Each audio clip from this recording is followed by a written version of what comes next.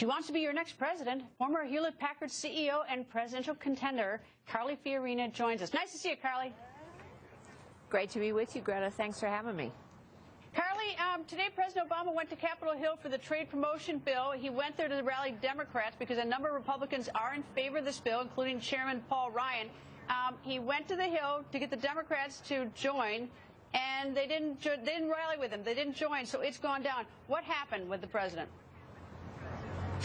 Well, it's interesting. You know, I'm a big proponent of free and fair trade, but I also wanted to know what was in this deal. And I think this president, at least from my point of view, has demonstrated too many times that he sets out lofty goals and then the devil's in the details, and the details are very different.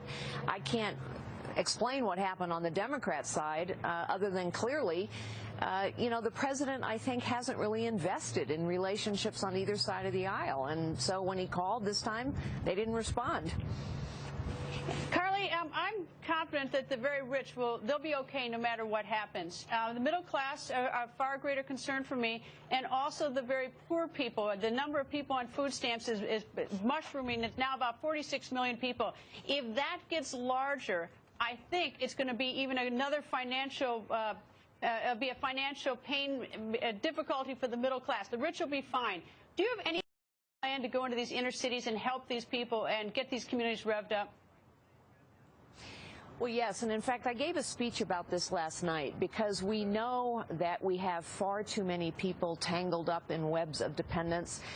Poverty hits women particularly hard in this nation, actually, because so many children, 40% of children now are born out of wedlock. We have 25% of families now headed by single moms. And so if we want to deal with poverty, we also have to deal with women. And when I say webs of dependence, we make it more difficult for someone to move ahead in their life, to work harder, to earn more money.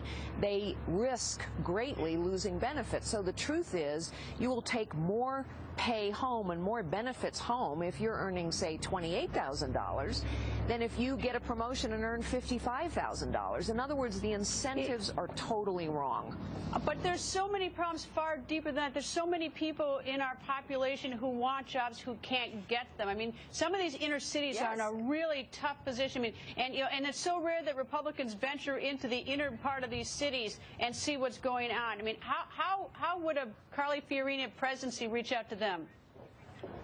Well, you know, I talk a lot about entrepreneurship, Greta, and one of the reasons I do that is because I've seen it work.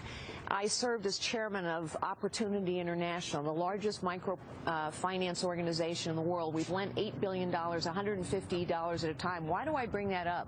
Because entrepreneurship works to lift people out of poverty. And we are crushing entrepreneurship in this nation. We're crushing it in the middle class.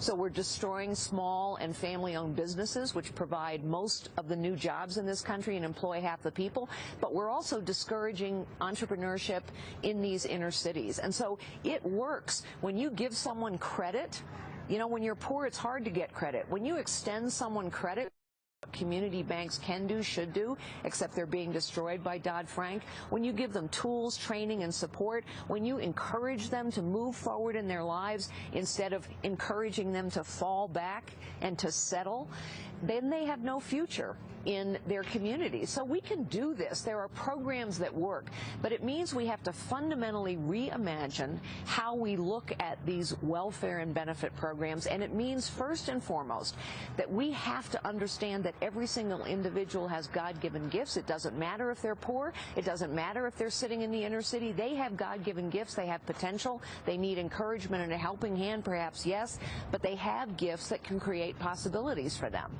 All right, let me tease you and perhaps Senator Marco Rubio. He tweeted a picture today. He's out at the same conference you are, and he's playing flag football. And you were speaking about the word feminist being hijacked by the left.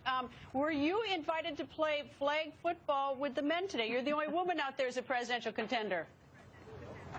Well, actually, tomorrow my activity is to lead a hike into the mountains at 6:30 in the morning. So all of us presidential candidates were given an activity. Lindsey Graham is leading skeet shooting. Marco Rubio is doing flag football. I'm doing the hike tomorrow. All right. Well, we'll see who comes out first on that hike. Anyway, good luck. And when you get back to Washington, come sit on the set with me. Thank you, Carly. I'd love to, Greta. Thanks for having me.